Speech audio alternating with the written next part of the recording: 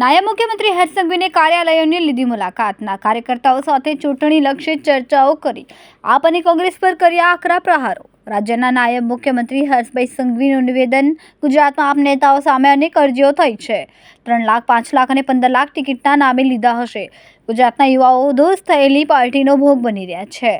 આપ પાર્ટીના જ કાર્યકરો પાર્ટી સામે આક્ષેપો કરી રહ્યા છે. અહીંના કાર્યકરે કહ્યું ઇન્ચાર્જે રૂપિયા લીધા છે, જ્યારે ઇન્ચાર્જ કહે છે પ્રદેશના નેતાઓએ રૂપિયા લીધા છે. પાર્ટીના કાર્યકરોએ ગુજરાતભરમાં અરજીઓ આપી છે, જે અરજીની તપાસ કરવામાં આવી રહી છે. આ ખૂબ જ દુઃખદ બાબત છે કે મારા ગુજરાતના યુવાઓ જોડે ચીટિંગ કરવામાં આવી છે.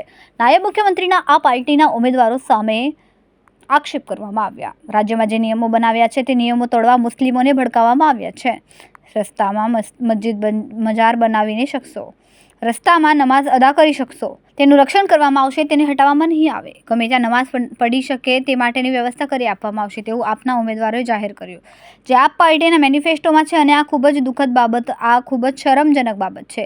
ગુજરાતમાં આવી ગંદી રાજનીતિ રમવાનો ક્યારેય પ્રયત્ન થયો નથી. આવા કોઈ સપના સાકાર થયા નથી. એકવાર મત મળી જાય તે વિસ્તારની આજે શું હાલત છે તે ગુજરાતના નાગરિકો સારી રીતે જાણે છે.